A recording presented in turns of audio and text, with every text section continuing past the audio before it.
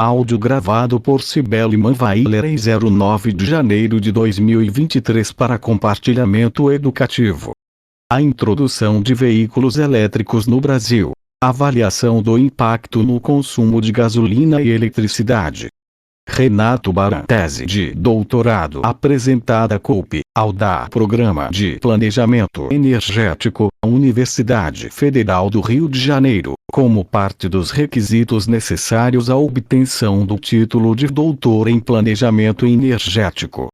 Orientador: Luiz Fernando Loureiro Leger, Rio de Janeiro, setembro de 2012. A introdução de veículos elétricos no Brasil. Avaliação do impacto no consumo de gasolina e eletricidade. Renato Baran, tese submetida ao corpo docente do Instituto Alberto Luiz Coimbra de Pós-Graduação e Pesquisa de Engenharia, COPE, da Universidade Federal do Rio de Janeiro como parte dos requisitos necessários para a obtenção do grau de doutor em Ciências em Planejamento Energético. Examinada por Professor Luiz Fernando Loureiro Leger, Ph.D. Professor Luiz Pinguelli Rosa, Ph.D. Professor Maurício Cardoso Arouca, DSC. Professor Sérgio Leal Braga, Ph.D. Doutor Ricardo Cunha da Costa, DSC. Rio de Janeiro, RJ, Brasil, setembro de 2012. Baran, Renato. A introdução de veículos elétricos no Brasil. Avaliação do impacto no consumo de gasolina e eletricidade.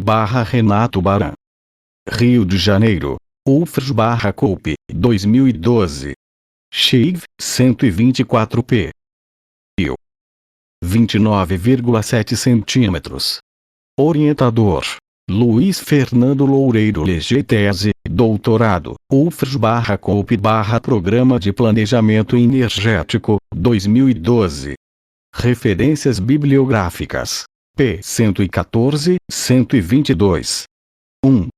Veículos elétricos. 2. Modelagem integrada. 3. Inovação tecnológica. E. Leger, Luiz Fernando Loureiro. IN. Universidade Federal do Rio de Janeiro, COPE, Programa de Planejamento Energético. IN. Título: IN. Dedico esta tese ao meu filho Pedro e agradecimentos em primeiro lugar a meus pais, pois sem eles não teria chegado aqui. Ao meu orientador, por toda a paciência, apoio, atenção e compreensão ao longo de todo o processo. Ao professor Mauro Esperanza Neto, do Departamento de Engenharia Mecânica da PUC-Rio, bem como aos membros da banca examinadora, por todos os valiosos comentários, oportunas críticas e bem-vindas sugestões. À minha esposa Patrícia, pelo amor, carinho, compreensão e atenção, apesar da minha falta de atenção durante este longo trabalho. Ao meu filho Pedro, por demandar atenção nas horas erradas, mas dormir nas horas certas. À minha avó Sara, ao meu irmão Flávio e a todos os meus amigos, por todo o estímulo e pelo reconhecimento do meu esforço. Ao pessoal da AMP, Alexandre Paturi, Reinaldo Taylor, José Carlos de Andrade, Valdir Barroso, Alexandre Camacho, Juliana Moura e a equipe da SRP. Sem eles, eu não teria começado esta tese. Ao pessoal do BDIS, Luciene Machado, Márcio Migon, Sérgio Noves, Sérgio Schmidt, André Routino, Eric Flores e Sérgio Varela. Agradeço ainda a Ingrid Teixeira e a Vanessa Queiroz, que cooperaram com a revisão do texto. Sou grato a toda a equipe da EX/DSEX1 pelo apoio. Sem eles, eu não teria terminado esta tese. A Zara, pela alegria e pelo amor incondicional. V. Resumo da tese apresentada COP/UFRJ como parte dos requisitos necessários para a obtenção do grau de doutor em ciências, DSC.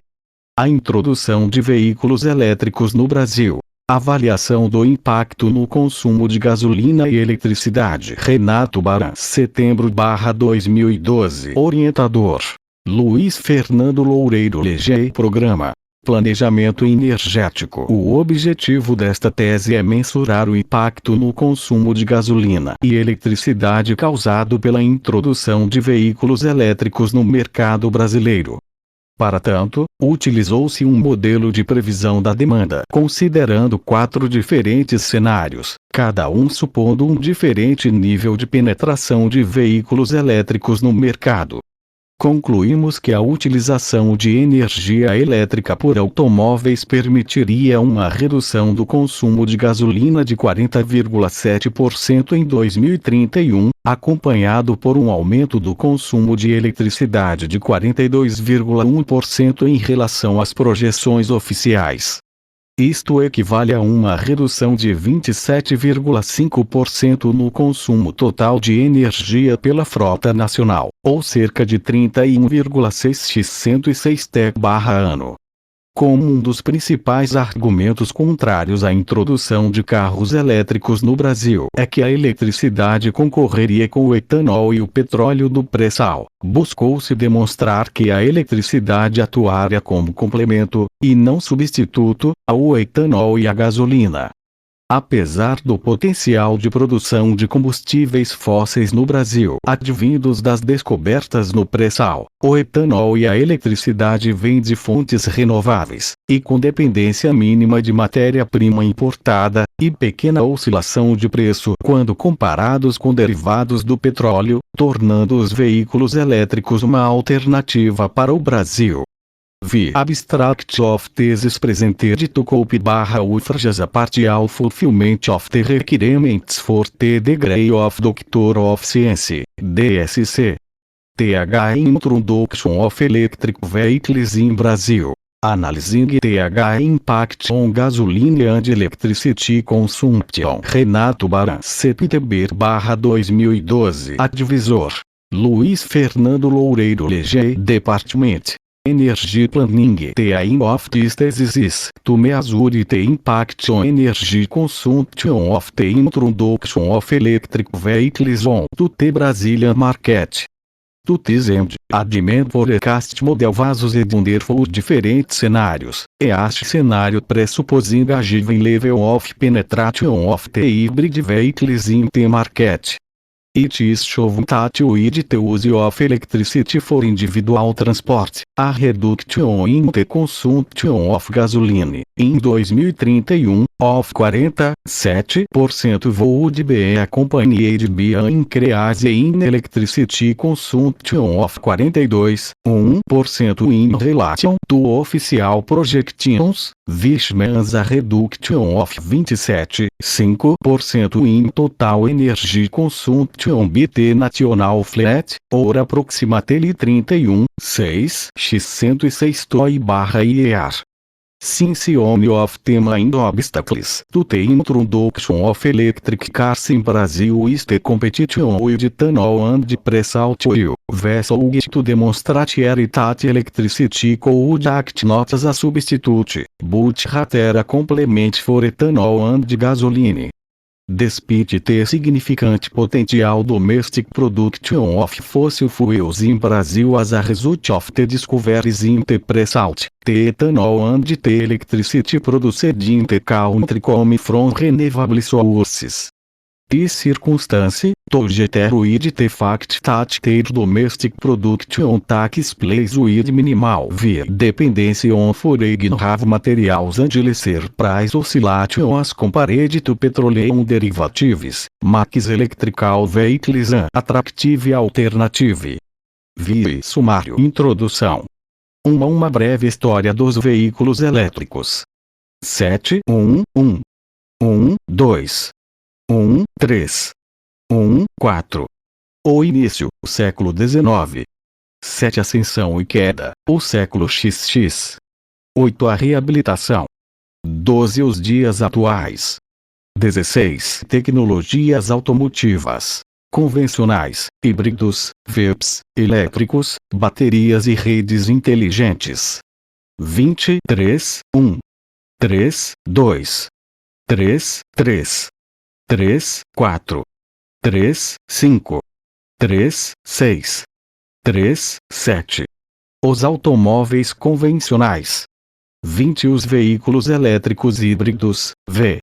23. Os veículos elétricos híbridos plug-in, VEP. 25. Baterias e supercapacitores. 28. As redes inteligentes, Smart Grids. 34. A tecnologia Vehicle to Grid, V2G. 36. Lítio e terras raras.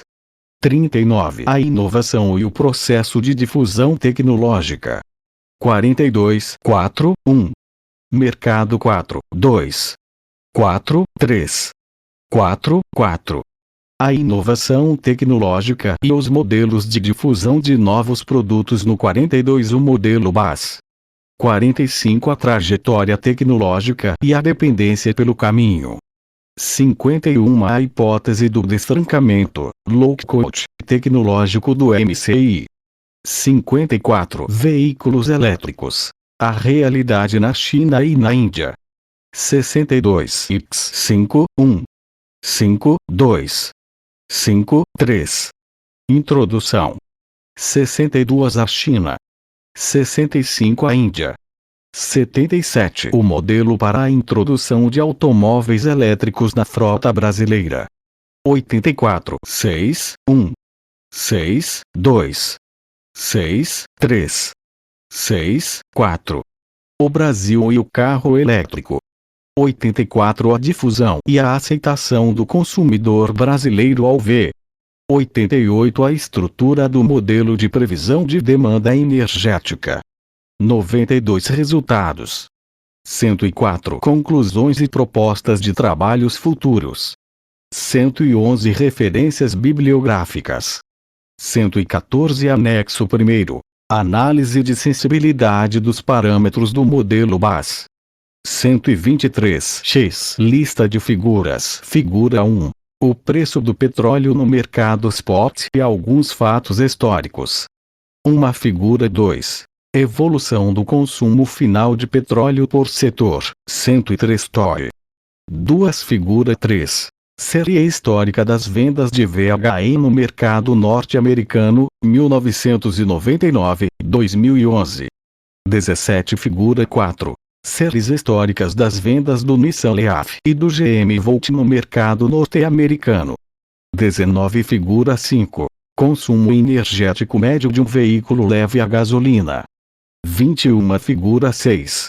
Fluxogramas das 4 configurações principais de automóveis. 22. Figura 7.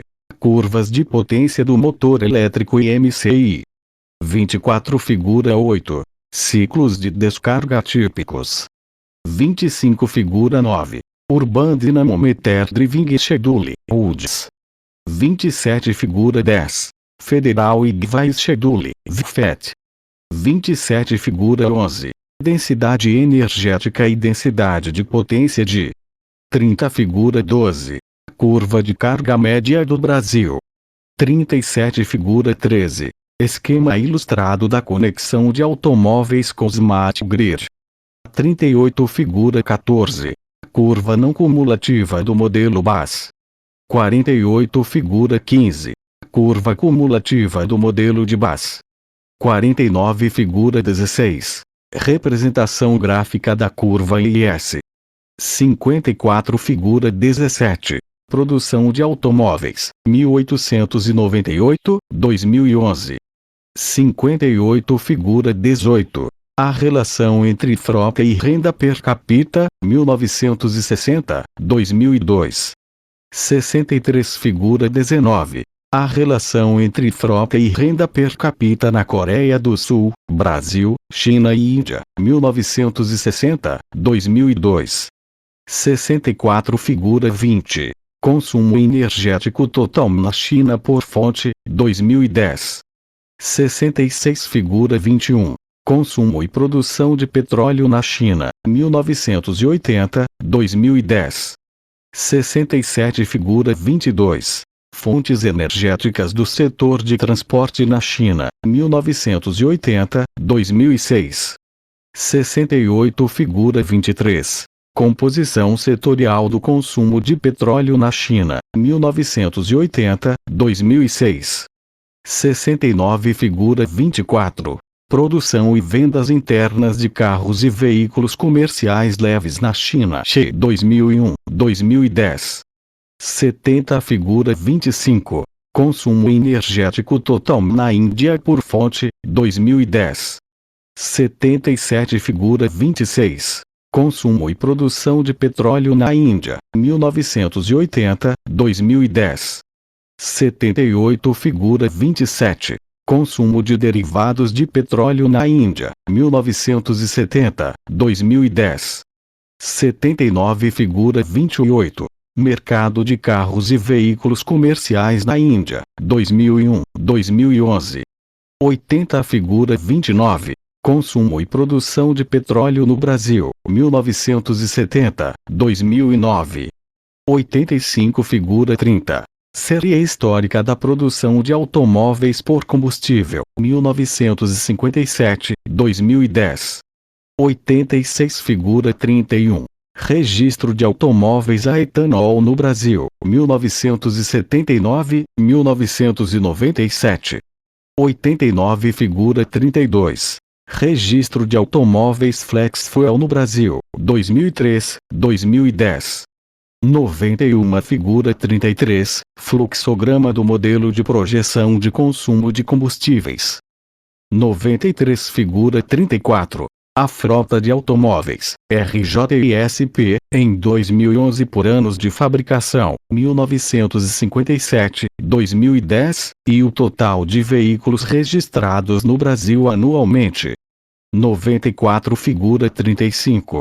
Percentual da frota em 2012 versus idade do automóvel. 96,36. As três curvas de crescimento propostas. 100,37. Projeção oficial da demanda de gasolina C e etanol hidratado, 2011-2019. 106,38. Consumo projetado de combustíveis líquidos, gasolina equivalente, 20-12-20-31. 107,39. O consumo energético total projetado para a frota brasileira de veículos leves em cada cenário, 2012-2031, e a demanda oficial projetada, 2012-2019. 109. Lista de tabelas. Tabela 1. Os 10 maiores produtores de carros e veículos comerciais, 2011. 65. Tabela 2. Maiores produtores de veículos na China, março de 2012. 71. Tabela 3. Frota projetada por idade para o Brasil em 2012. 96. Tabela 4. Projeções de população, PIB frota, 2012-2031. 98. Tabela 5. O consumo de combustíveis, a frota de automóveis e o desempenho estimado. 102. Tabela 6. A frota de automóveis projetada e o percentual de VEPs em cada cenário. 105. Tabela 7. As projeções do consumo de gasolina no cenário base, 10M, e a relação do consumo de gasolina entre cada cenário e o cenário baú. 107. Tabela 8. A projeção oficial do consumo de energia elétrica e o acréscimo no consumo em cada cenário. 108. Tabela 9. O consumo energético total projetado para a frota brasileira de veículos leves e o percentual de redução em cada cenário. 109. Tabela 10. Análise de sensibilidade dos parâmetros do modelo BAS. 124. Nomenclaturas A, T, A, AMA, ANEBA, UBRIC, CARB, CDCS, DENATRAN, DETRAN do de Estados Unidos, EIA do IEPA, EPF, T, F, T, G e GPS VFET de TIE quilômetros quilowatts kWh LIOMM, T, MCM PMM MOSPIMBOS número acumulado de adotantes, ou de vendas, até o instante T ao ano American Automobile Manufacturers Association Agência Nacional de Energia Elétrica Business as Usual Brasil, Rússia, Índia e China Califórnia Air Resource Board Charge Depleting Charge Sustaining Departamento Nacional de Trânsito Departamento Estadual de Trânsito Depth of Discharge Estados Unidos da América Energy Information Administration United States Department of Energy United States Environmental Protection Agency Empresa de Pesquisa Energética Função Densidade de Probabilidade de T Função de Distribuição de Probabilidade Gases de Efeito Estufa Global Positioning System Federal e Device Schedule Instituto Brasileiro de Geografia e Estatística Internacional Energia Agency Quilowatt-hora Ion lítio Potencial de mercado do modelo BAS Potencial de mercado do modelo BAS no instante T Motor de combustão interna Ministry of Heavy Industries and Public Enterprises Ministério das Minas e Energia Ministry of Statistics and Program Implementation National Bureau of Statistics of China Chief Nimons PPDPDE 2019 PIB-PNGV PPP reais RJ SOC SPT TAP TWH UD SUS dólares USGS 5V2 GVVH EVEP VTZEV Max Níquel Hidreto Metálico Operador Nacional do Sistema Elétrico Parâmetro de Inovação do Modelo BAS Pesquisa e Desenvolvimento Plano Decenal de Expansão de Energia 2019 Produto Interno Bruto Partnership for a New Generation Vehicles Paridade do Poder de Compra Parâmetro de Imitação do Modelo BAS Real Estado do Rio de Janeiro State of Charge Estado de São Paulo Tempo Tonelada Equivalente de Petróleo Terawatt-hora Urban Dynamometer Driving Schedule dólar estadunidense United States Geological Survey Volt Vehicle to Grid Veículo Elétrico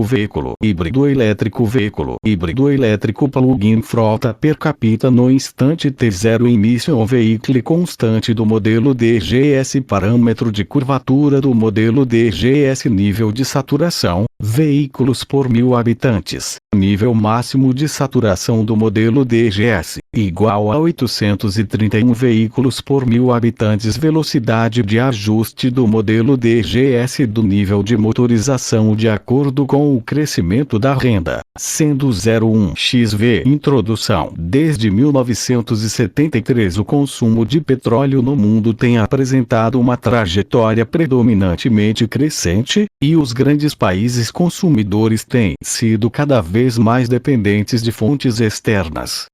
Os preços praticados no mercado internacional, por sua vez, se caracterizam pela forte volatilidade, com momentos de alta provocados por acontecimentos históricos. A figura 1 a seguir mostra a série histórica do preço em dólares de 2008 do barril de petróleo, e alguns acontecimentos marcantes que influenciaram na sua variação. Figura 1. O preço do petróleo no mercado spot e alguns fatos históricos. Fontes. Elaboração própria IEA 2012, chamam a atenção, na figura 1, a alta volatilidade do preço do petróleo e a forte influência que acontecimentos globais têm sobre seu preço no mercado internacional. Trata-se de um produto insubstituível, com demanda altamente inelástica no curto prazo, e que sofre forte influência de fatores geopolíticos, econômicos e conjunturais.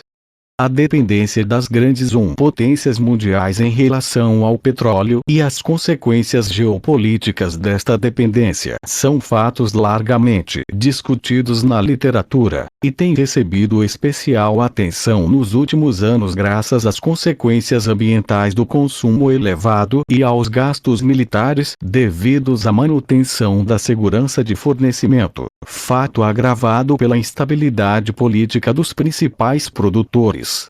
O setor da economia que mais consome petróleo, em todo o mundo, é o de transportes, responsável em 2009 por 61,7% do consumo de petróleo e 23% das emissões de CO2, e 2011, no mundo.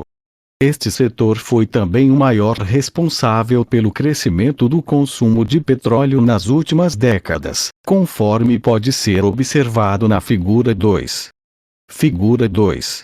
Evolução do consumo final de petróleo por setor, 103 TOI, fonte.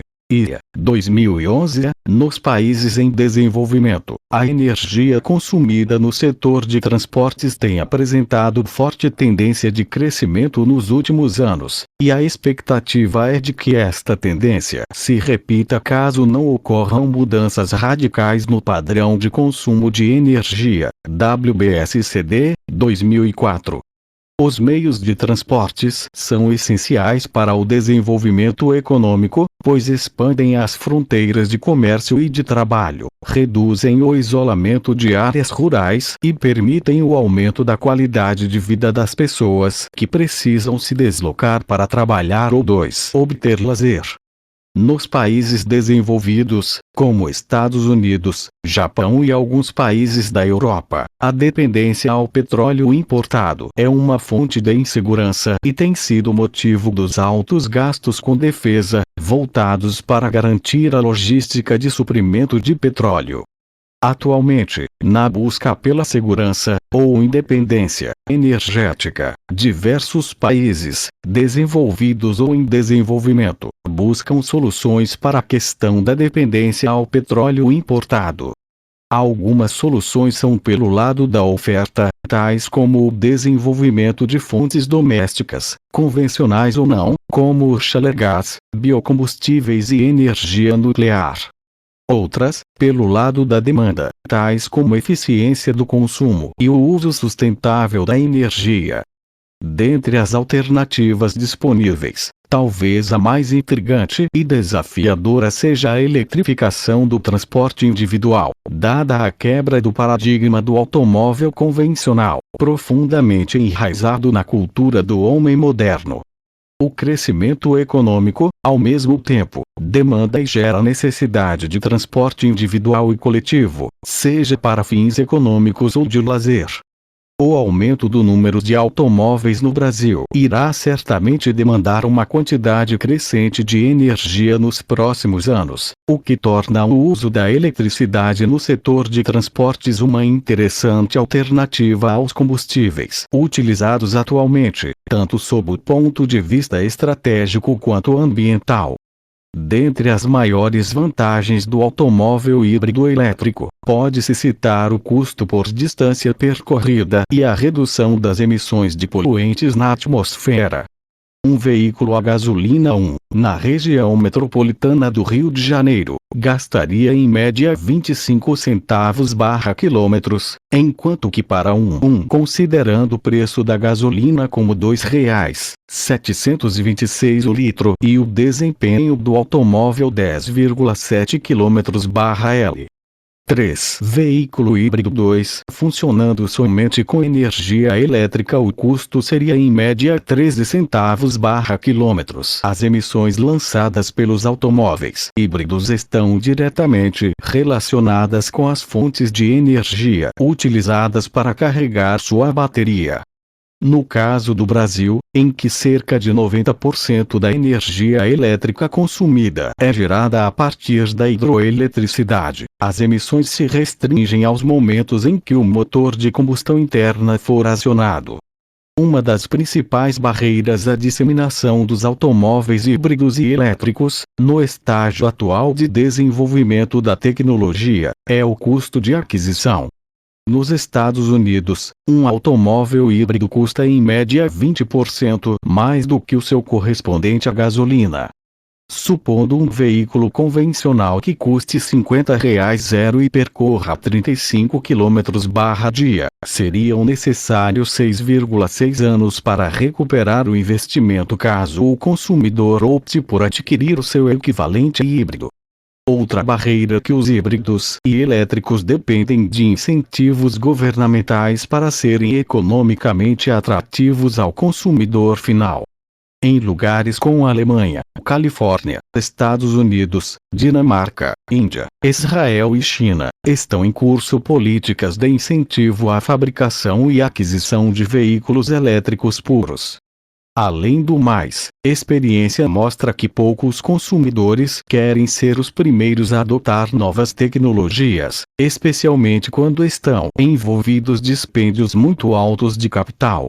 Carros elétricos plug-in necessitam a instalação de infraestrutura de recarga e trazem muito mais benefícios ao sistema elétrico quando conectados às smart grids, muito embora Borba, 2012, tenha demonstrado que o SIM suportaria a entrada de carros elétricos plug-in mesmo sem a utilização de smart grids. 2. Considerando a tarifa média de fornecimento residencial como R$0,52 o kWh, e o consumo do automóvel como 0,25 kWh/km. 4. Pelo lado estratégico, a eletrificação do transporte individual traria maior diversificação de fontes energéticas para o setor de transportes, incluindo a utilização de fontes alternativas, como eólica, conforme proposto por Borba, 2012. A eletricidade no Brasil é gerada localmente e distribuída por um sistema interligado altamente confiável, e com um custo relativamente baixo, se comparada aos demais combustíveis líquidos.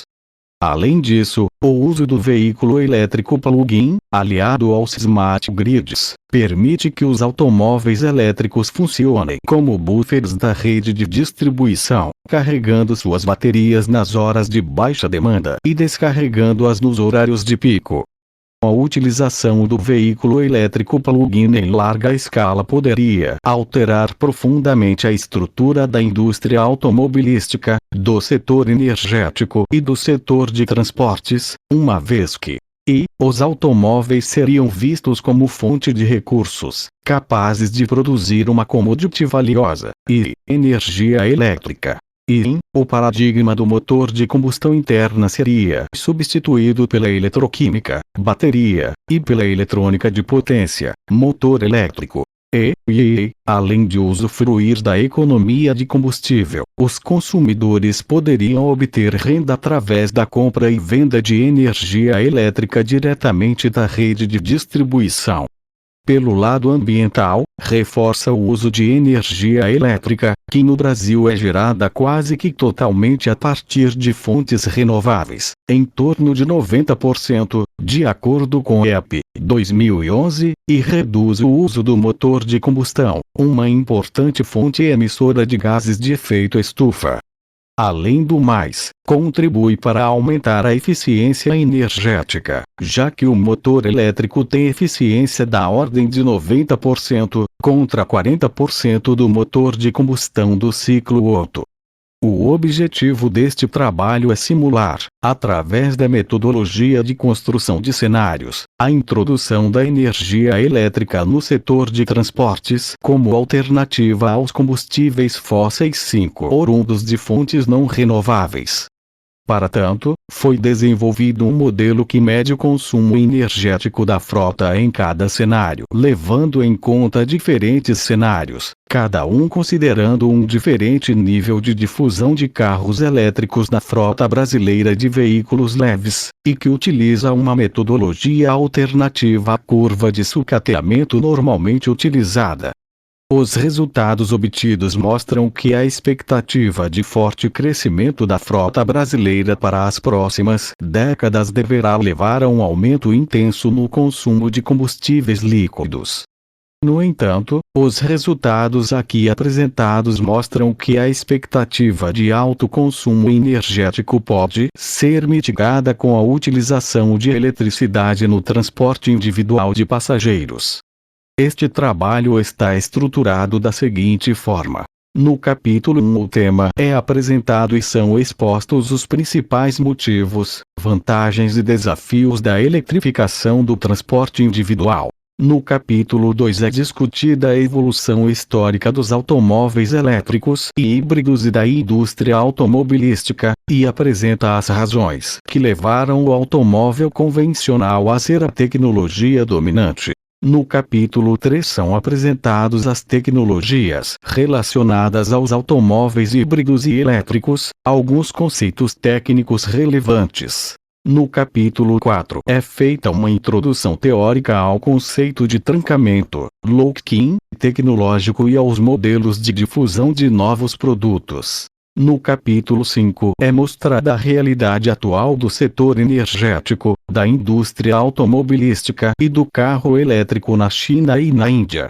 No capítulo 6 é apresentado um modelo desenvolvido para avaliar a difusão de carros elétricos na frota brasileira e apresentados os principais resultados do modelo. E, por fim, no capítulo 7 são apresentadas as conclusões e propostas para estudos futuros. 6. Uma breve história dos veículos elétricos. O objetivo deste capítulo é mostrar a evolução histórica dos automóveis elétricos e híbridos e da indústria automobilística, desde os primórdios de sua história, quando eram mais numerosos que os automóveis convencionais, até os dias atuais. Serão também apresentadas as razões que levaram o automóvel convencional a dominar o mercado durante o século passado, e a reabilitação do automóvel híbrido nos anos recentes. Ao final, será apresentado o panorama atual dos automóveis híbridos e elétricos em seu principal mercado, que são os Estados Unidos. 1. O início, século XIX. De acordo com Omer, 2008, a história dos carros elétricos está intimamente relacionada com a história das baterias. Em 1859, o belga Gaston Planté realizou a demonstração da primeira bateria utilizando chumbo e ácido. Este equipamento veio a ser utilizado por diversos veículos elétricos que foram desenvolvidos a partir do início da década de 1880 na França, Estados Unidos e Reino Unido. Em 1885, Benz demonstrou o primeiro motor a combustão interna, mas foi a partir dos anos 1890 que a indústria automobilística começou a se desenvolver mais rapidamente, inicialmente mais rápido na Europa do que nos Estados Unidos. Na virada do século, o automóvel mais popular nos Estados Unidos era o Locomobile, movido a vapor. Naquela época, o mercado norte-americano se dividia principalmente entre os elétricos e os a vapor. Em 1899, foram vendidos 1.575 automóveis elétricos, 1.681 a vapor e 936 a gasolina. Covan tem, 1996. 7. O veículo elétrico era então considerado tecnologicamente superior aos demais. Em 1899, um veículo elétrico, o Leja mais contante, foi o primeiro automóvel a quebrar a barreira dos 100 km/h. Já a indústria do automóvel elétrico possuía uma rede industrial e tecnológica bem desenvolvida e com fácil acesso a fornecedores, pois utilizava componentes parecidos com os dos bondes elétricos, que eram o principal meio de transporte público das grandes cidades. Em termos de estratégia comercial, cada indústria tinha visões bastante peculiares. Os fabricantes de automóveis a gasolina visavam o consumo de massa, e para eles o preço era um fator-chave. Os fabricantes de automóveis a vapor eram aversos ao consumo de massa e se preocupavam em desenvolver produtos de alta performance, sem se importar com aspectos como preço e formas de pagamento. E os fabricantes dos automóveis elétricos ou eram monopolistas integrados verticalmente 3, ou procuravam vender produtos caros a consumidores de alto poder aquisitivo 4. 2. Ascensão e queda. O século XX. Em 1901, Thomas Edison, interessado no potencial dos veículos elétricos, desenvolveu a bateria níquel-ferro, com capacidade de armazenamento 40% maior que a bateria de chumbo, mas com custo de produção muito mais elevado. As baterias níquel-zinco e zinco-ar foram também criadas no final do século XIX. A falta de capacidade de armazenamento das baterias já 3 era o caso de W.C. Whitney, que além de ser um dos maiores fabricantes de automóveis e bondes elétricos, possuía uma empresa de táxis elétricos e controlava diversas linhas de bonde em Nova York. 4. Os automóveis elétricos tinham grande aceitação entre o público feminino de alto poder aquisitivo. Apesar da Ford produzir unicamente carros a gasolina, a senhora Henry Ford possuía um carro elétrico. 8. Era considerada o ponto fraco do automóvel elétrico. Duas tecnologias desenvolvidas naquela época, além das baterias, ajudaram a melhorar a performance dos carros elétricos. A frenagem regenerativa, que consiste em transformar a energia cinética do automóvel em energia elétrica durante a frenagem, e o sistema híbrido a gasolina e eletricidade. De acordo com Omer, 2008, há registro da produção, já em 1903, de um automóvel que apresentava as características de um híbrido em série. Equipado com um pequeno motor de combustão interna acoplado a um gerador elétrico e uma bateria, alimentava 2 pequenos motores elétricos acoplados junto às rodas dianteiras. Outro modelo, produzido entre 1901 e 1906, podia ser caracterizado como um híbrido em paralelo. O motor de combustão interna era utilizado tanto para fornecer tração quanto para carregar uma bateria. E o motor elétrico fornecia potência extra ao motor a combustão, ou funcionava sozinho quando o veículo enfrentava trânsito lento. O objetivo dos primeiros automóveis híbridos era o de compensar a baixa eficiência das baterias utilizadas nos veículos puramente elétricos e a precária estrutura de distribuição de energia elétrica das cidades no início do século XX. Mais precárias que as cidades eram as estradas do interior, onde não havia nem infraestrutura elétrica nem gasolina disponível. Poucos se aventuravam pelas estradas naquela época. Contudo, a rede de distribuição de gasolina logo se expandiu, graças à maior performance do motor a combustão interna, em termos de quilômetros/litro de combustível, e a facilidade de distribuição de combustíveis líquidos, que eram vendidos em pequenos galões. Além do mais, a manutenção dos primeiros automóveis a gasolina era realizada por profissionais especializados em conserto e manutenção de bicicletas. Por outro lado, eram poucos os mecânicos que compreendiam o funcionamento de motores elétricos e das baterias dos automóveis elétricos e híbridos. Em 1903, haviam cerca de 4.000 automóveis registrados na cidade de Nova York, sendo 53% a vapor, 27% a gasolina e 20% elétricos. Em 1912, quando a frota de carros elétricos de Nova York atingiu o ápice de 30.000 unidades, a frota de automóveis a gasolina naquela cidade já era 30 vezes maior. Struben e Sterman, 2006.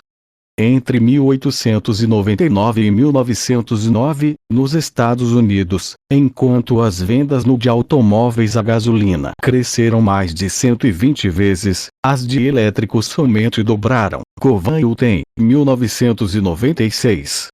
O declínio dos carros elétricos a partir de então se deveu principalmente aos seguintes fatores: EIA-DOI, 2009. E, nos anos 1920, as rodovias dos Estados Unidos já interconectavam diversas cidades, o que demandava veículos capazes de percorrer longas distâncias. As descobertas de petróleo no Texas permitiram a redução do preço da gasolina. Em 1912, foi criado um dispositivo que que eliminou a manivela, até então utilizada para dar a partida nos veículos a gasolina. IV, o sistema de produção em série de automóveis, desenvolvido por Henry Ford, permitiu que o preço final dos carros a gasolina ficasse entre os de $500 e $1.000, a metade do preço dos elétricos. As três tecnologias de automóveis apresentavam sérios problemas técnicos. No entanto, os fabricantes dos automóveis a gasolina foram os mais rápidos em solucioná-los. O barulho excessivo, a dificuldade para dar a partida, resolvida com um motor de arranque, o consumo excessivo de água, a baixa autonomia e a baixa velocidade. Inovações tecnológicas durante a primeira década do século XX permitiram reduzir os vazamentos de água, aumentar a autonomia e permitiram o alcance de velocidades mais altas.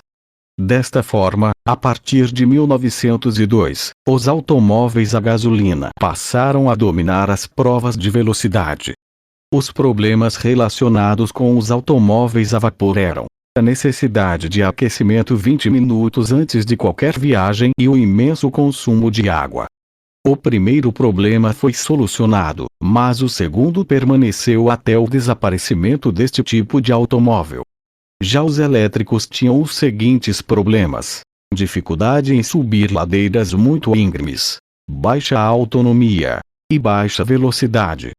Todos estes problemas estavam relacionados à falta de capacidade de armazenamento das baterias, e persistiam devido à lentidão com que a tecnologia das baterias se desenvolvia. O primeiro mercado onde o automóvel a gasolina superou as vendas de seus concorrentes foi o norte-americano, seguido pela França, Grã-Bretanha e Alemanha. É importante frisar que, enquanto na Europa os automóveis eram um produto de alto luxo, produzidos em pequena escala, nos Estados Unidos eram produzidos em massa e tinham preços acessíveis, sendo portanto muito mais populares. Após os anos 1920, o motor de combustão interna, MCI, passou a ser nitidamente a tecnologia dominante. Em 1924, foram produzidos nos Estados Unidos 381 veículos elétricos e 3.185.490 a gasolina. Covan tem, 1996. Os veículos elétricos passaram a ser produzidos em escala muito pequena, sendo utilizados basicamente para coleta municipal de lixo e serviço de entregas em algumas cidades do EUA e Reino Unido. Foram observados alguns picos de produção nestes dois países durante a Primeira e a Segunda Guerras, quando o racionamento de gasolina e diesel forçou a busca por fontes de energia alternativas ao petróleo. No Japão do pós-guerra, o carro elétrico tornou-se bastante popular também devido ao racionamento de combustíveis, mas sua produção foi descontinuada na década de 1950, quando o racionamento cessou. 3. A reabilitação somente após a década de 1960, quando a opinião pública começou a se voltar para os problemas ambientais, é que os automóveis elétricos 5 tornaram a atrair a atenção das grandes montadoras. Naquela época, o chumbo ainda era utilizado como aditivo para a gasolina, não havia filtros nem catalisadores para conter as emissões e o automóvel era considerado uma das principais fontes da poluição atmosférica nas grandes cidades. Nos anos 1970, a geração e o consumo de energia passaram a levar em conta a questão ambiental, e 3 fatos apontaram a necessidade de se desenvolver alternativas tecnológicas renováveis para a geração de energia. E, em 1972, o Clube de Roma publicou o livro Limites para o Crescimento, que propôs um limite para o crescimento da exploração de recursos naturais não renováveis. E, a crise do petróleo, em 1973, causada pelo embargo de produtores de petróleo, que teve como consequência ondas de racionamento em diversos países. e a conscientização a respeito do uso da energia nuclear, tais como a segurança operacional e o destino dos dejetos radioativos. 5. A Ford Motor Company e a General Motors desenvolveram protótipos de veículos elétricos, mas nenhum deles foi produzido em larga escala nos anos 1930. 12. Os anos 1970 foram uma época propícia para os veículos elétricos, que combinavam baixa emissão de poluentes com a possibilidade de utilizar energias renováveis. No entanto, os protótipos desenvolvidos naquela época nunca chegaram às linhas de produção. Um dos mais ambiciosos programas voltado para a criação de um mercado para carros elétricos ocorreu na França, na década de 1970. Um grupo de grandes empresas, lideradas pela geradora de energia EDF e com apoio financeiro do Estado, analisou as necessidades de diversas instituições públicas francesas, com o objetivo de avaliar as necessidades de usuários em potencial e estudar o gap existente entre a performance demandada e as possibilidades técnicas. A conclusão foi de que era impossível atender a demanda com a tecnologia de bateria então existente. Em 1976, o Senado norte-americano autorizou o lançamento de um programa voltado para desenvolver veículos elétricos e híbridos. O programa contava com verba de $160 milhões para fomentar, por um lado, o desenvolvimento de baterias de níquel-ferro e níquel-zinco e, por outro, os veículos elétricos. O objetivo era a fabricação de 2.500 automóveis elétricos e híbridos entre junho de 1978 e dezembro de 1979, e mais tarde aumentar a produção para 5.000, atingindo em seguida 50.000 veículos por ano. O programa nunca atingiu seu objetivo, tendo sido terminado durante o governo Reagan, 1981-1989, por razões econômicas. No final dos anos 1980, houve nova tentativa de trazer de volta os veículos elétricos, e o objetivo era novamente de reduzir a poluição nas grandes cidades. O conceito de desenvolvimento sustentável estava em voga, e o foco se concentrava na necessidade de se utilizar uma fonte de energia alternativa e desenvolver novas tecnologias de transportes. Em 1990, o estado da Califórnia implementou suas primeiras normas regulatórias de emissão zero. 13. Em 1992, a Agenda 21 enfatizou a importância de problemas causados pelo uso extensivo de energia fóssil, bem como a necessidade de se reduzir o consumo de energia nos países desenvolvidos e de se buscar uma possível transição para fontes renováveis de energia. Ainda no ano de 1992, a União Europeia definiu sua política de transportes através da expressão uma estratégia para a mobilidade sustentável, e a utilização dos carros elétricos era vista como uma das condições mais importantes para a sustentabilidade proposta. No início dos anos 1990, os legisladores da Califórnia, levando em conta questões ambientais, decidiram que as montadoras de automóveis daquele estado deveriam oferecer veículos elétricos aos consumidores. Sovacol Hirsch, 2008. A CARB, California Air Resources Board, órgão do governo responsável por monitorar a qualidade do ar no estado da Califórnia, definiu uma cota de vendas de veículos com emissão zero, ou ZEV, Zero Emission Vehicle, de 2% em 1998, 5% em 2001 e 10% em 2003. Os estados de Nova York e Massachusetts adotaram medidas semelhantes logo em seguida. De acordo com a legislação da Califórnia, cada montadora receberia um bônus de $5.000 para cada ZEV vendido dentro da cota. A General Motors e a Honda iniciaram então o desenvolvimento de veículos elétricos que fossem comercialmente viáveis. Eram muitas as forças contrárias à iniciativa da CARB. Outras montadoras e a AMA, American Automobile Manufacturers Association, alegavam que o veículo elétrico sairia caro demais para os consumidores e que o chumbo, presente nas baterias, não traria benefícios ambientais à substituição da gasolina. As companhias de petróleo, como Shell e Texaco, contribuíam para campanhas de políticos contrários aos veículos elétricos e financiavam propagandas contrárias aos veículos elétricos. Com resultado, em 1996 a CARB capitulou e 14 postergou seu cronograma. Ainda nos anos 1990, foi protagonizada uma nova tentativa de introduzir os automóveis híbridos, desta vez, por meio de parcerias público-privadas. O governo Clinton anunciou, em 1993, uma iniciativa denominada Partnership for a New Generation Vehicles, ou PNGV, com o objetivo de desenvolver um automóvel limpo com consumo de 4,0 litros/100 km. Após alguns anos e investimentos da ordem de $1 bilhão, 3 protótipos foram anunciados.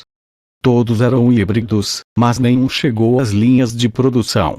Em 1997, a Toyota, fabricante japonesa de automóveis, que não estava incluída no PNGV, lançou no mercado japonês o Prius, que teve de início boa aceitação no mercado. Naquele mesmo ano, a Audi lançou o Duo, o primeiro híbrido do mercado europeu, que foi um fracasso de vendas. Diversas montadoras europeias se dedicavam, naquela época, ao desenvolvimento de automóveis a diesel, visando reduzir as emissões de gases de efeito estufa. Desta forma, os elétricos não despertavam tanto interesse. A Honda, em 1999, foi a primeira empresa a lançar um híbrido no mercado americano, o Insight, que foi um sucesso imediato. Em 2000, o Prius chegou ao mercado americano, obtendo um sucesso muito maior que o esperado pela Toyota, efeito que se repetiu mais tarde no mercado europeu. Em 2003, a Honda lançou o Civic híbrido, com a mesma aparência e dirigibilidade do Civic convencional. Em 2004 a Ford lançou o Escape, um veículo utilitário esportivo, em versão híbrida.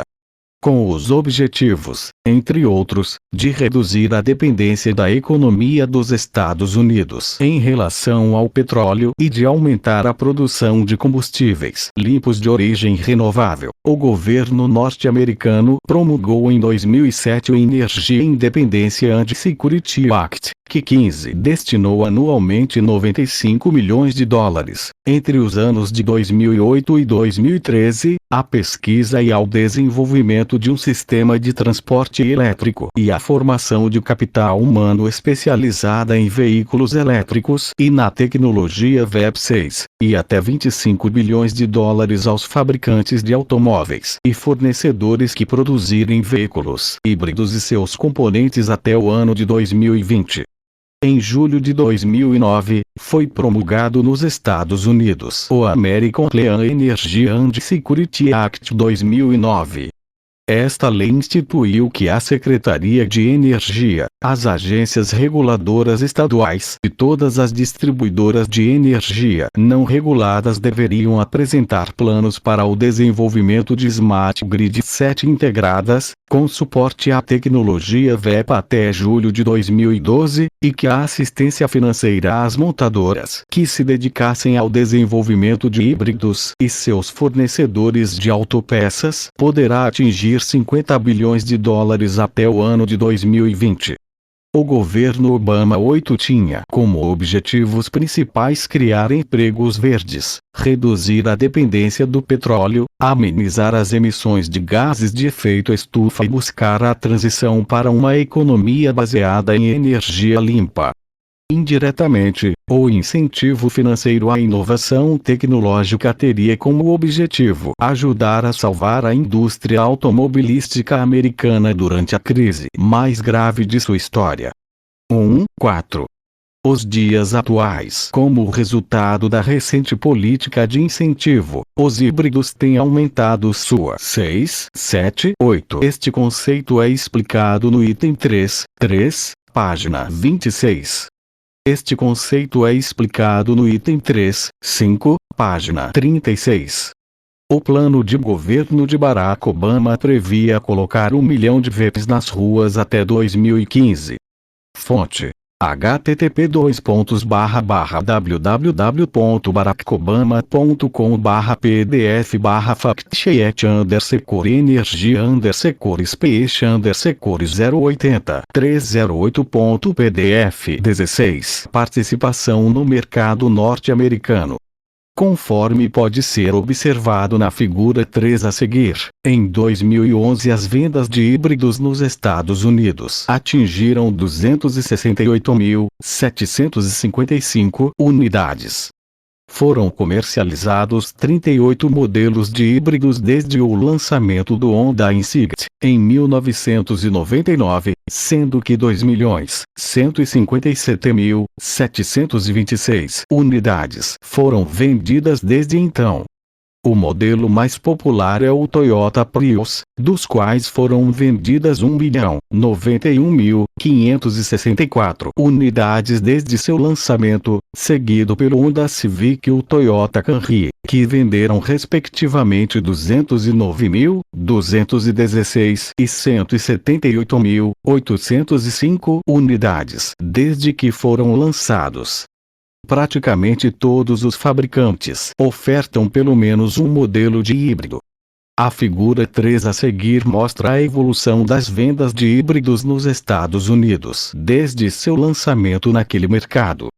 400.000, 77%, 350.000 unidades vendidas /ano, 300.000, 250.000, 200.000, 40%, 150.000, 100.000, 50.000, 0%, 17, 9.350, 84.199, 47.600, 36.035, 20.282, 20%, 10%, 0%, 42%, 30%, 59%, 352.274, 80%, 312.000, 386, 290.000, 271, 64%, 70%, 274.000, 210, 268.000, 755, 252.000, 636, 60%, 51%, 51%, 51%, 51%, 51%, 48%, 50%, 209.000, 711, 90%, 56%, 52%, 1999, 2000, 2001, 2002, 2003, 2004, 2005, 2006, 2007, 2008, 2009, 2010, 2011 Toyota Prius. Outros: participação do Toyota Prius no mercado de híbridos. Figura 3.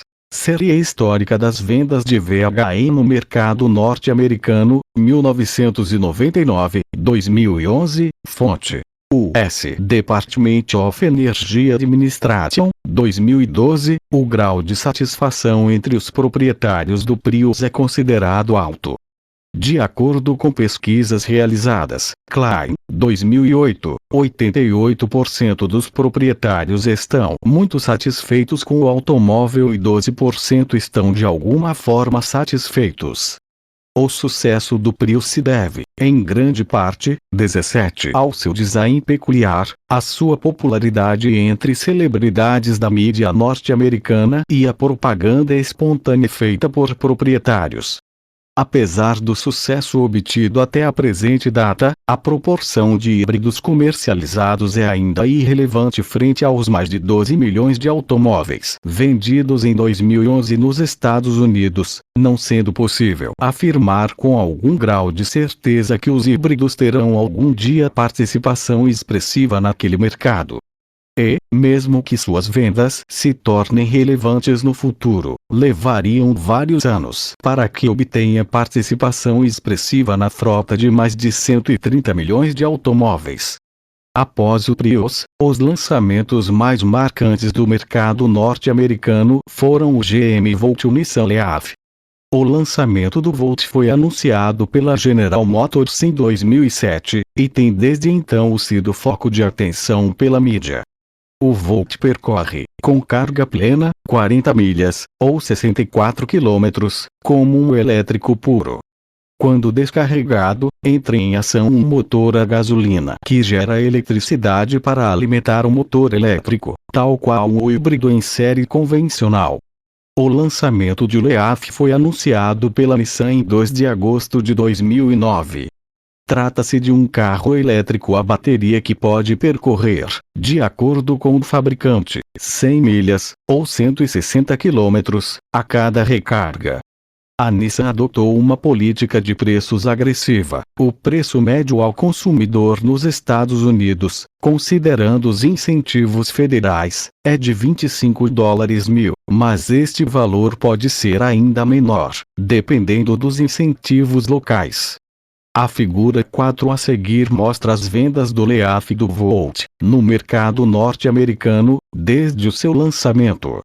2.500 unidades vendidas /ano 2000, 1.500, 1.500, 561, 1.529, 481, 302, 1.108, 723, 1.139, 35.000 vendas acumuladas, unidades, 30.000, 25.000, 20.000, 1.760, 1.680, 15.000, 1.023, 1.462, 603, 10.000, 2.289, 5.000, 125, 493, 1.708, 1.362, 608, 1.142, 954, 931, 1.031, 849, 672, 676, 573, 321, 478, 579, 310, 510, 535, 281, 326, 298, 19, 87, 67 Abro/11, Abo/11 Maro/11, Maio/12 10/10 Maio/11 10/11 Abro/12 Fev/11 Ju/11 Fev/12 7/11 Maio/12 9/11 Jan/11 Ut/11 Jun/11 Jan/12 Jun/12 Nissan Leaf GM Volt vendas acumuladas figura 4. Séries históricas das vendas do Nissan Leaf e do GM Volt no mercado norte-americano. Fonte: GCBC, 2012. Da mesma forma como ocorre com os híbridos, é ainda muito cedo para se afirmar com exatidão que o Leaf e o Volt terão no futuro participação expressiva no mercado. No entanto, a aceitação destes produtos pode ser comprovada pelo sucesso das vendas e pela fila de espera de alguns meses para quem pretende adquiri-los. No contexto atual, pode-se afirmar que os híbridos representam o passo intermediário da evolução entre os automóveis convencionais e os elétricos. Apesar das tecnologias híbrida e elétrica não serem recentes, representam uma novidade para a geração atual de consumidores, e devem, portanto, ser tratadas como um novo produto a ser inserido no mercado. O próximo capítulo esclarece os principais conceitos por trás dos automóveis híbridos e elétricos, além de outros conceitos relacionados a estas duas tecnologias automotivas, tais como armazenamento de energia e conectividade à rede de distribuição de energia elétrica.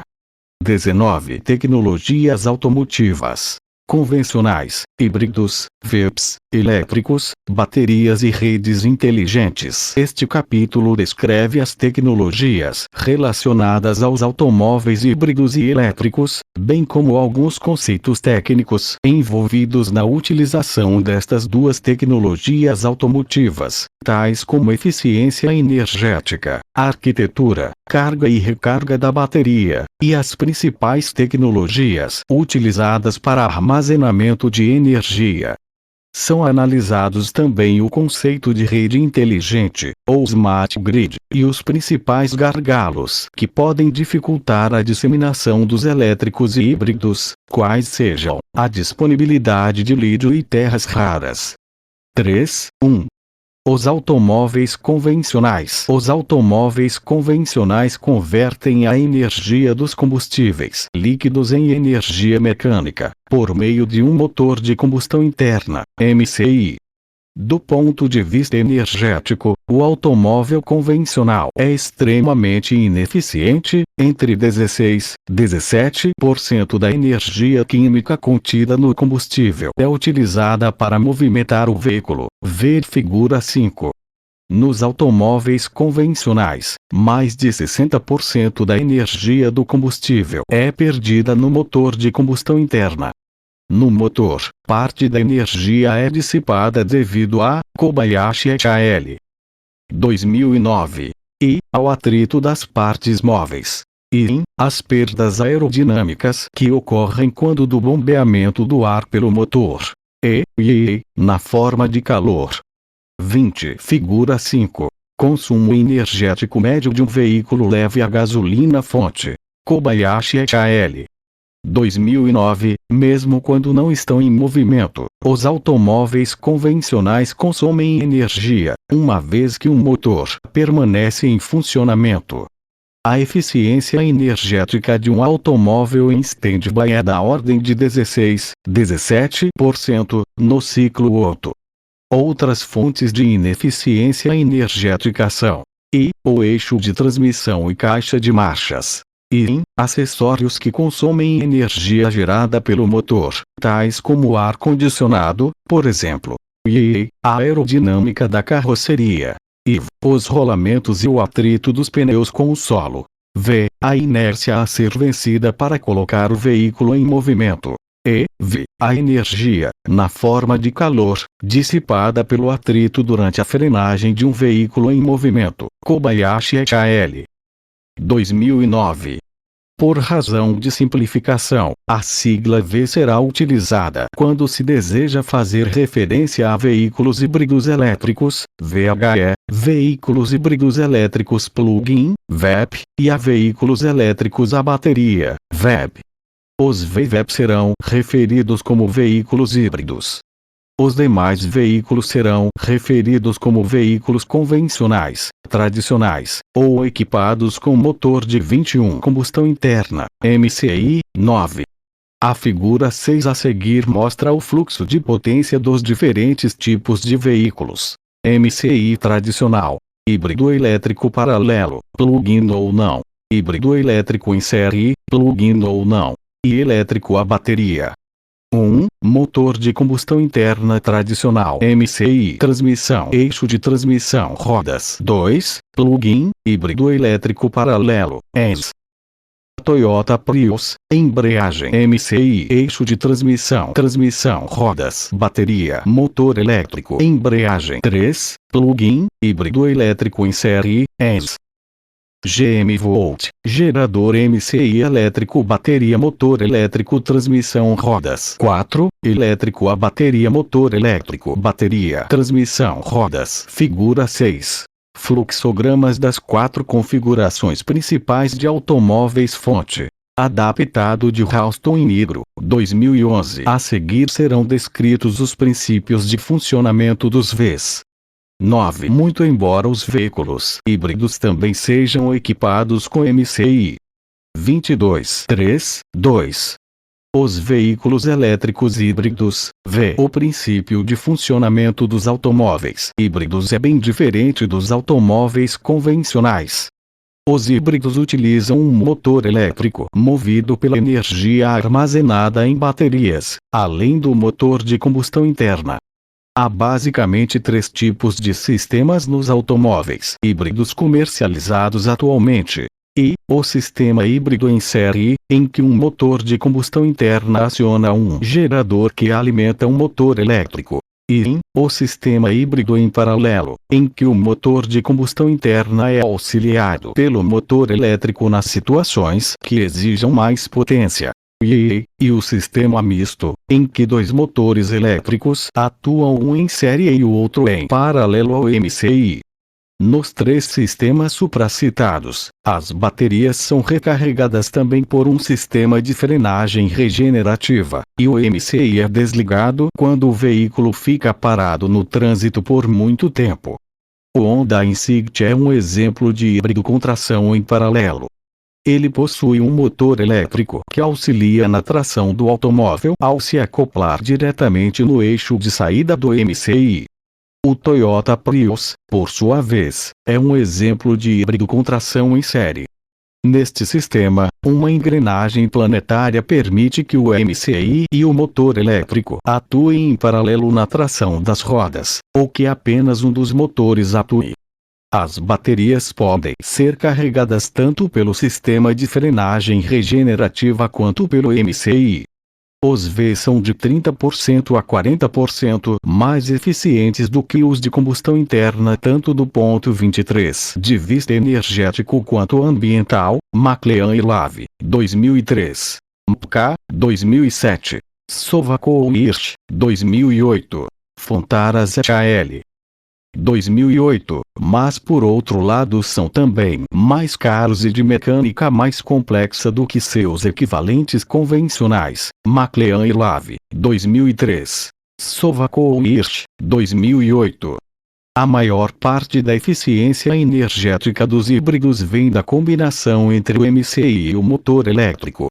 O motor de combustão convencional, ciclo Otto, a gasolina é relativamente ineficiente, de 5% a 10%, em baixa rotação, e relativamente mais eficiente, até 28%, em alta rotação, sendo a eficiência média em torno de 15%.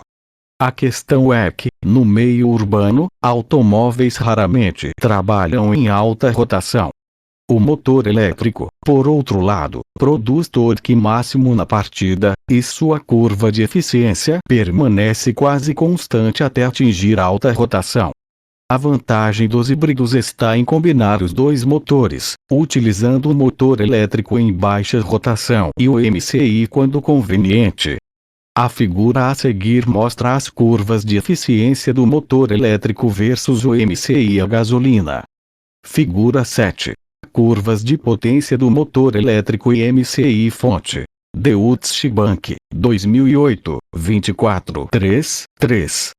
Os veículos elétricos híbridos plug-in, VEP, assim como o híbrido elétrico, o VEP utiliza uma bateria, um MCI e um motor elétrico, sendo que a bateria possui maior capacidade de armazenamento que a de um VHE não plug-in, podendo ser recarregada quando conectada à rede de distribuição de energia elétrica. A bateria do VEP armazena energia suficiente para deslocar o veículo por longas distâncias sem a assistência do MCI. Quando a bateria descarrega, o MCI é utilizado como um gerador de energia para o motor elétrico. O VEP pode ter configuração em série ou em paralelo, e pode operar em dois diferentes modos. O modo de carga sustentada, Charge Sustaining, CS, ou o modo de carga depletada, Charge Depleting, CD, ambos ilustrados na figura 8 a seguir.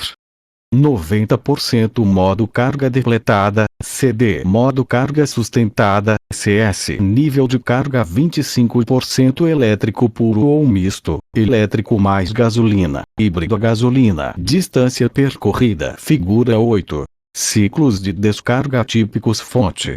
Adaptado de Electrification Qualition, 2009, o eixo vertical da figura 8 representa o nível de carga da bateria de um VEP 25 convencional que, para prolongar a vida útil da bateria, nunca está em 100% nem zero.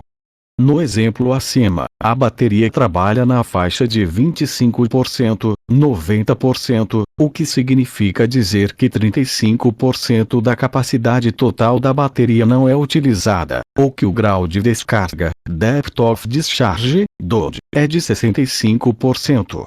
O eixo vertical é o nível da carga, ou state of charge, SOC, e o eixo horizontal representa a distância percorrida.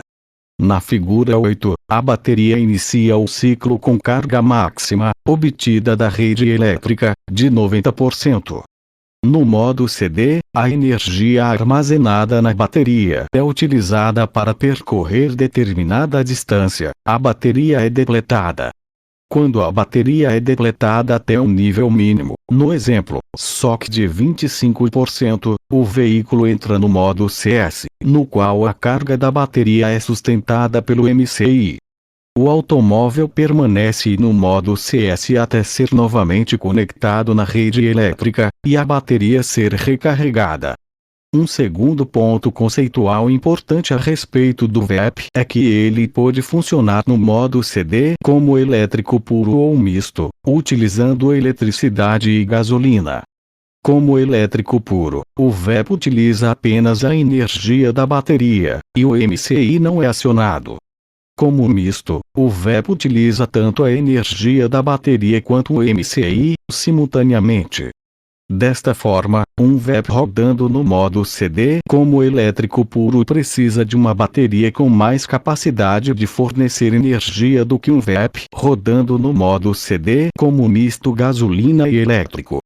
Em terceiro lugar, para indicar a distância no modo CD é comumente utilizada a notação VEPx, onde x representa a distância, geralmente em milhas. Por exemplo, um VEP 10 percorre 10 milhas, ou 16 km, no modo CD até entrar no modo CS. No entanto, esta notação não indica se o VEP funciona no modo elétrico puro ou no modo misto, nem especifica as condições de direção. Portanto, quando comparamos dois ou mais VEP, devemos levar em 26 conta o tipo de operação no modo CD e o ciclo de direção. O ciclo de direção é um padrão de acelerações, velocidades e frenagens num determinado intervalo de tempo, e é normalmente utilizado para avaliar o consumo de combustível e a performance de baterias. Os dois ciclos de direção mais comuns são os definidos pela US Environmental Protection Agency, EPA, o órgão de proteção ambiental norte-americano. O Urban Dynamometer Driving Schedule, UDS, e o Federal Device Schedule, VFET, representados na figura 9 e na figura 10 a seguir. Figura 9. Urban Dynamometer Driving Schedule, UDS, fonte. EPA, 2012. Figura 10. Federal Device Schedule, VFET, fonte. EPA, 2012, 27. O UD simula as condições de direção nos centros urbanos, enquanto o VFET simula as condições de direção em rodovias. Ambos os ciclos de direção foram criticados por não representar devidamente a agressividade de motoristas norte-americanos, assim é a L. 2008, sendo que uma direção mais agressiva resulta na redução da distância percorrida no modo CD. Portanto, ao se utilizar a nomenclatura VEPx, deve-se considerar não apenas a premissa do ciclo de direção assumido, mas também a representatividade desta premissa em relação à realidade. Além da bateria, outro dispositivo utilizado para armazenamento de energia nos VEs são supercapacitores, que serão descritos a seguir. 3, 4. Baterias e supercapacitores. As principais características das baterias e supercapacitores que são determinantes para veículos elétricos são a capacidade de potência, medida em kW, e a energia armazenada, medida em kWh. Ambos dependem de variáveis como o alcance no modo CD, o tipo de operação no modo CD, elétrico puro ou misto, o ciclo de direção, o design do veículo e o tipo de recarga, entre outros. A potência é a taxa de transferência de energia. Nos automóveis convencionais, a potência é proporcional à taxa com que a gasolina é fornecida ao MCI. Quanto mais se acelera um automóvel, mais gasolina é consumida. No caso dos VEs operando em modo CD, mais potência é fornecida pela bateria. A potência da bateria é um fator crítico para os automóveis elétricos, cuja performance é limitada por quantos quilowatts a bateria é capaz de fornecer. A capacidade de armazenamento, medida geralmente em kWh, é a característica que 28 determina a distância que pode ser percorrida no modo CD e o peso do sistema de baterias, e está relacionada com a quantidade de energia que a bateria é capaz de armazenar. Deve-se frisar que há uma distinção entre a energia disponível e a energia total armazenada na bateria, já que, conforme ilustrado na figura 8, apenas uma fração da energia total é disponível.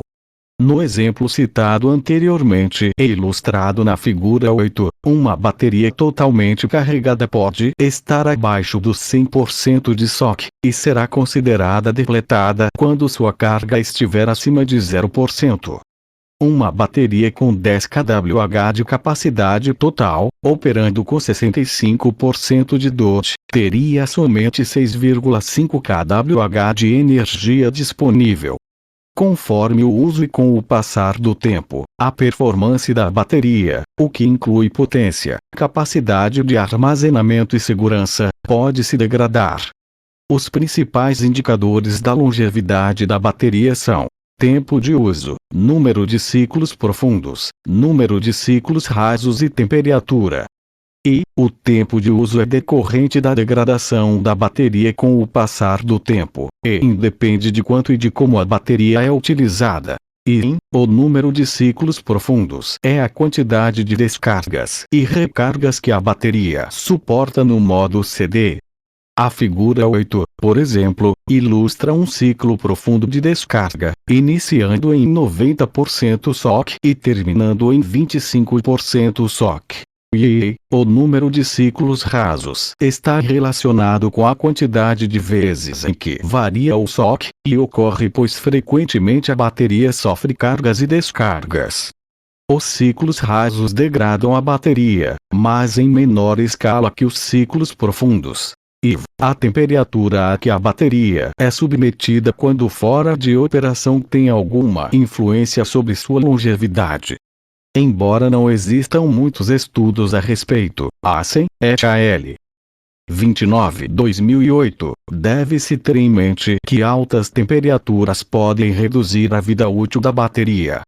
Quando se compara diferentes tecnologias de baterias, é comum utilizar a densidade de potência, ou potência por quilograma da bateria, W/kg, e a densidade energética, ou energia por quilograma de bateria, Wh/kg.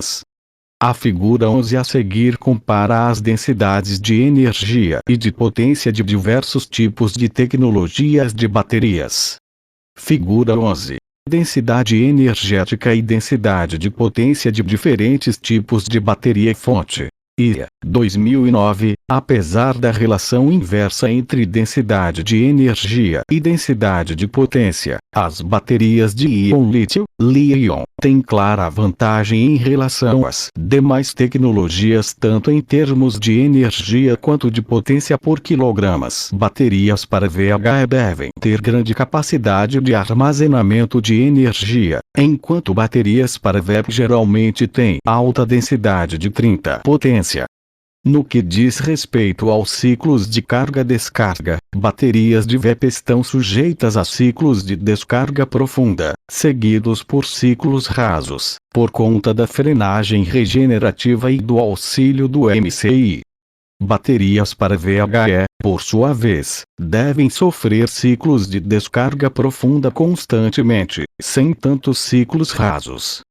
Economias de escala devem favorecer a difusão de somente um tipo de bateria para ambas as tecnologias automotivas. E, 2009.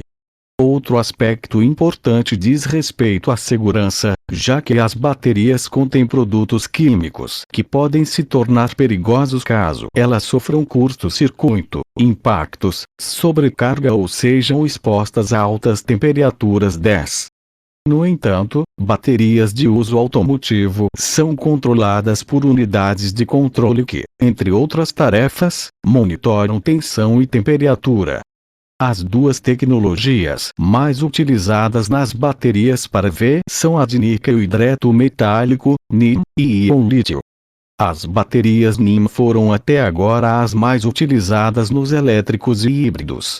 Elas têm alta confiabilidade e longa vida útil, mas são caras, relativamente pesadas e não possuem muita eficiência térmica, isto é, esquentam, além de sofrer forte degradação se descarregadas completamente.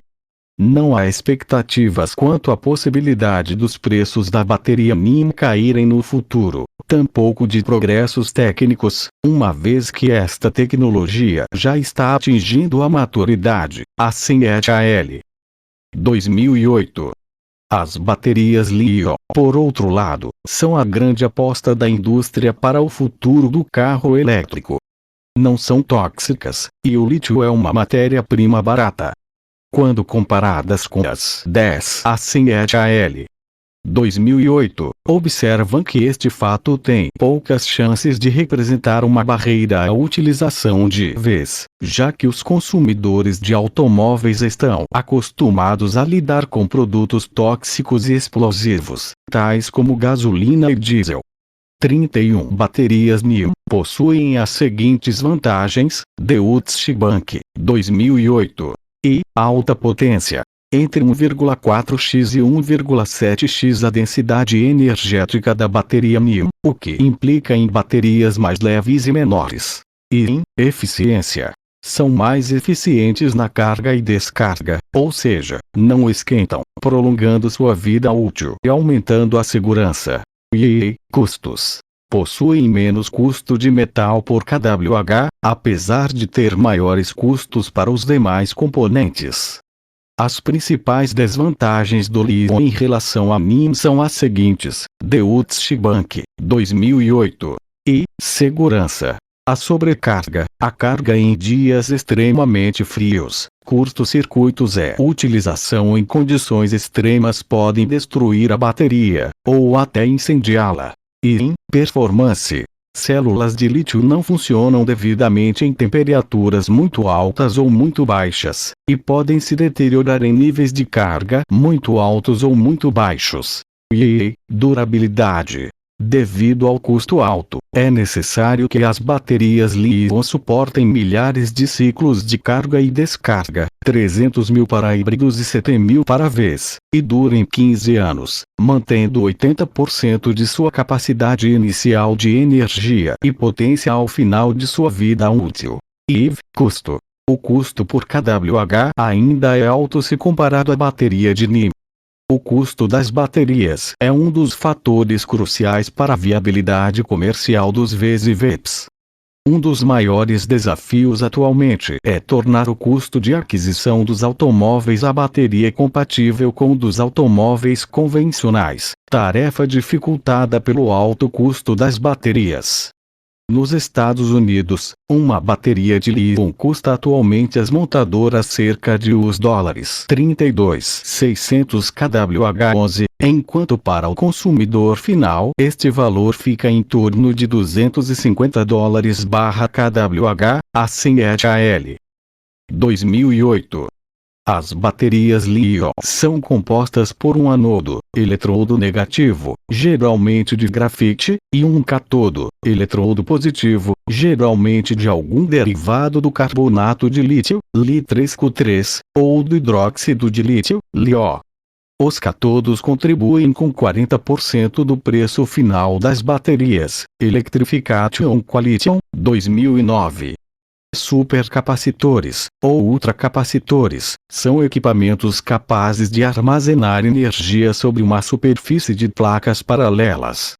Conforme pode ser observado na figura 11, quando comparados às baterias, eles possuem alta densidade de potência e baixa densidade energética, o que significa uma alta capacidade de carga e descarga e uma baixa capacidade de armazenamento. Suas características variam conforme o material utilizado na sua construção, sendo que sua densidade energética se situa entre 4,8 Wh/kg, enquanto a potência disponível fica entre 800 e 1.400 W/kg. O ciclo de vida dos supercapacitores é de centenas de milhares de ciclos de descarga profunda. O desenvolvimento de supercapacitores para aplicações automotivas ocorre desde os anos 1990. A maior parte da pesquisa tem sido focada no carbono microporoso, mas atualmente a TD tem se concentrado em outras formas de carbono e em óxidos metálicos, bem como no desenvolvimento de equipamentos híbridos, isto é, que conjugam características tanto de supercapacitores quanto de baterias. As baterias são caras, em parte, pelo fato de se degradarem com o uso e com o tempo. 11. Os custos de bateria por kWh mencionados no presente trabalho são referentes à capacidade total da bateria. 33. Como compensação, os fabricantes de automóveis projetam veículos com baterias maiores que o necessário, o que aumenta sua vida útil e impacta consideravelmente no preço do automóvel. Supercapacitores, quando utilizados em paralelo com as baterias, reduzem a necessidade de grandes baterias. MIT, 2009. Os supercapacitores não se degradam significativamente com o tempo, mesmo quando carregados e descarregados pesadamente sucessivas vezes. Desta forma, supercapacitores podem proteger as baterias de sobrecargas de potência, que ocorrem nos momentos de aceleração, por exemplo. Com a utilização de supercapacitores, as baterias podem ser projetadas para armazenar mais energia. Conforme pode ser observado na figura 11, existe um trade-off entre a velocidade de carga e descarga, potência, da bateria e a quantidade de energia que ela é capaz de armazenar. Se conjugadas com supercapacitores, pode-se reduzir o tamanho da bateria e, ao mesmo tempo, permitir maior capacidade de armazenamento do sistema. MIT, 2009. De acordo com Borba, 2012, estudos indicam que o desempenho médio de um veículo puramente elétrico oscila entre 5,0 km/kWh e 6,7 km/kWh. Já para os elétricos plug-in, o desempenho energético no modo CD oscila entre 6,8 km/kWh para configuração em série e 14,3 km/kWh para configuração em paralelo. Deve-se levar em conta, entretanto, que a forma de direção, se conservadora ou esportiva, exerce forte influência no seu desempenho energético. 5. As redes inteligentes, smart grids. A infraestrutura de transmissão e distribuição de energia elétrica é geralmente composta por diversos sistemas analógicos e eletromecânicos, que estão sujeitos a falhas e quedas de energia. Predomina a geração centralizada, transmitida através de uma rede de mão única de 34. Comunicação entre geração e consumo.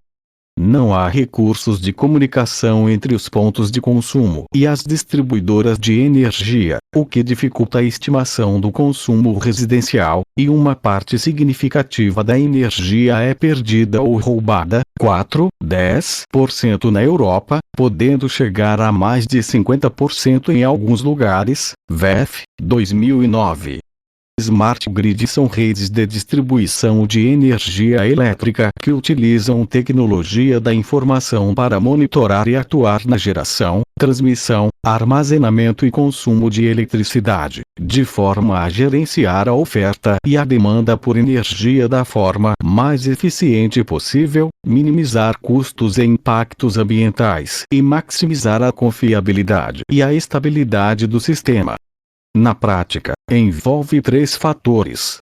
A instalação de sensores nos pontos de consumo energético. O estabelecimento de um sistema de comunicação de 2 vias com ampla cobertura entre os diversos dispositivos e agentes conectados à rede. e automação da infraestrutura. Algumas das principais características do Smart Grid serão descritas a seguir. IA 2011b. E permite que os consumidores obtenham informação precisa sobre seu consumo, e que tomem decisões baseadas nestas informações.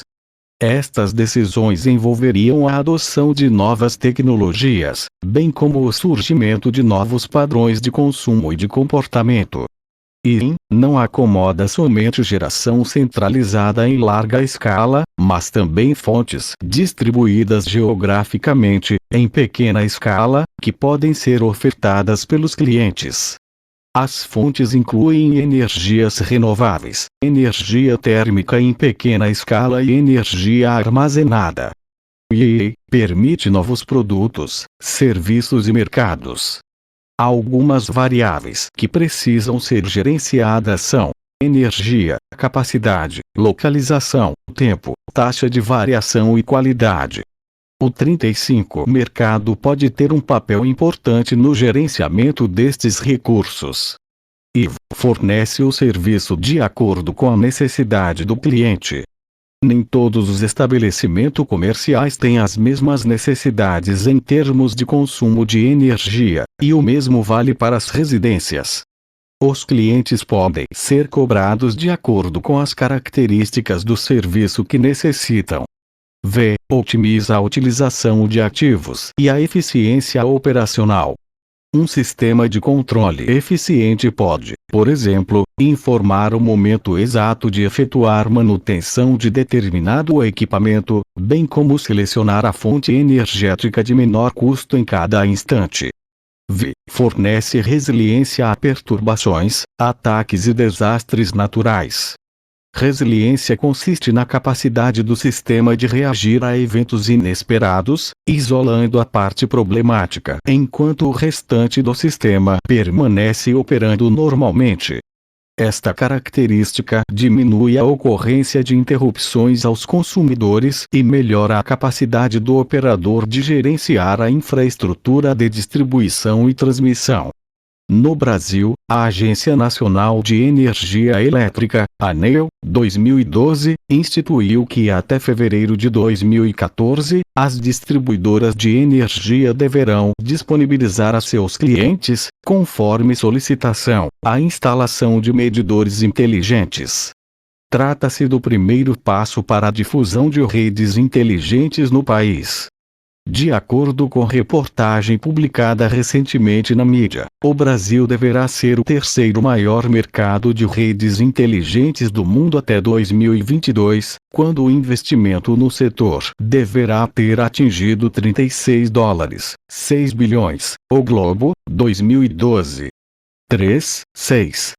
A tecnologia Vehicle to Grid, V2G. A demanda por energia elétrica varia conforme a hora do dia, como pode ser observado a 36 a partir da curva ilustrada na figura 12.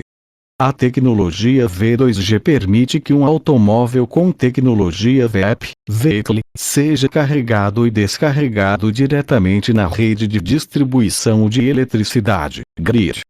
58, 56, 54, 52, 50, 48, 46, 44, 42, 40, 00, 1, 2, 3, 4, 5, 6, 7, 8, 9, 10, 11, 12, 13, 14, 15, 16, 17, 18, 19, 20, 21, 22, 23. GW médio horário figura 12. Curva de carga média do Brasil. Fonte: ONS, 2006. A difusão da tecnologia V2G permitiria um melhor gerenciamento dos recursos energéticos, e seria também uma forma de gerar receita aos proprietários de automóveis ou reduzir seu consumo de energia. Os VEPs atuariam como buffers da rede, armazenando energia durante o horário de baixo consumo energético, vales, e devolvendo à rede nos períodos de maior demanda energética, picos. Além do mais, fontes renováveis, como eólica e solar, são intermitentes, e sua geração nem sempre se dá no momento em que ocorre demanda. Um volume grande de veículos VEP conectados à rede permitiria armazenar a energia de fontes intermitentes nos momentos de menor demanda e descarregá-la na rede quando necessário. Ferdowsi, 2007, fornece uma visão futura do sistema V2G na qual um sistema inteligente, 37, a partir das séries históricas de cada motorista, tais como distância usualmente percorrida e horários de saída e chegada, e informações sobre a localização do veículo em tempo real, é capaz de prever origens, destinos, demanda e oferta energéticas em cada localidade.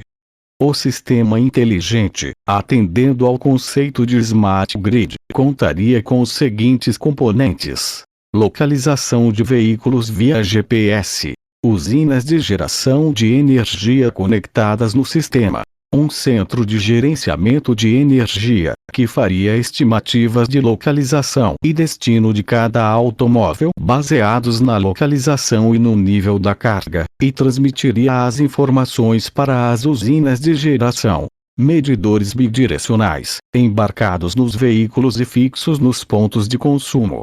Infraestrutura de telecomunicações. Sistema inteligente de gerenciamento de energia embarcado. E unidades de armazenamento de energia, no caso desta tese, baterias e supercapacitores. Um esquema do sistema proposto se encontra na figura 13 a seguir. Figura 13. Esquema ilustrado da conexão de automóveis com Smart Grid fonte. Ferdowsi, 2007, a tecnologia V2G oferece benefícios tanto para o setor de transportes, ao reduzir a 38% dependência do petróleo, quanto para o sistema de geração e transmissão de eletricidade, ao melhorar sua qualidade, eficiência e confiabilidade. Além do mais, otimiza a utilização da energia de base e permite maior uso de fontes renováveis. A tecnologia V2G permitiria também aumentar a oferta energética sem necessidade de adicionar usinas geradoras.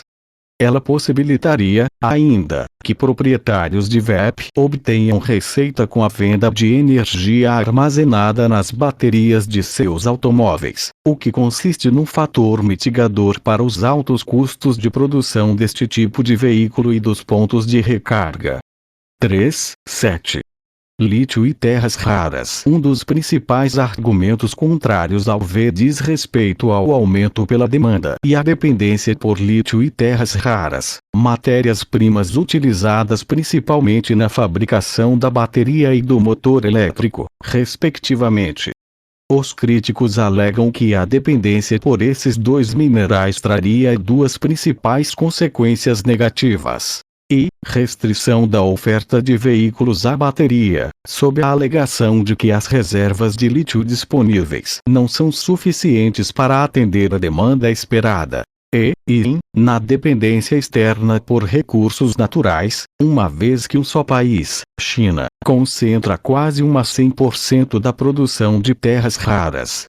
A insuficiência da oferta de lítio para atender a demanda futura foi um argumento defendido por Taiyo, 2007, e Taiyo, 2008, cujas conclusões foram rebatidas por Evans, 2008a, e Evans, 2008b. Segundo estimativa de Gaines e Nelson, 2009, mesmo no cenário agressivo, com a forte introdução de vez na frota norte-americana, a possibilidade de reciclagem do lítio permitiria atender por muitos anos a demanda por baterias. Jagber et al. 2011, concluem que a reciclagem do lítio e o aumento da eficiência energética dos veículos serão fatores 39 fundamentais para não se restringir o crescimento mundial da produção de veículos a bateria. Atualmente, 97% da produção de terras raras está concentrada na China, país que contém 40% das reservas mundiais destes minérios, USGS, 2012, e é também o maior consumidor com 60% da demanda, Rossio et al. 2012. Espera-se que, nos próximos anos, tanto a oferta quanto a demanda aumentarão fora da China, e que mais países participarão da oferta no mercado internacional. Rossio et al. 2012. Ainda de acordo com Rossio et al. 2012, o Brasil detém menos de 1% das reservas mundiais, e sua produção foi de 550 toneladas em 2010, o que equivale a 0,41% da produção mundial. O consumo em 2010 foi de 1.315 toneladas, ou pouco mais de 1% do consumo mundial. Não há expectativa de descobertas de novas reservas no país, e a demanda interna não justifica a mineração de terras raras em larga escala. Terras raras são utilizadas na produção dos motores elétricos e de baterias.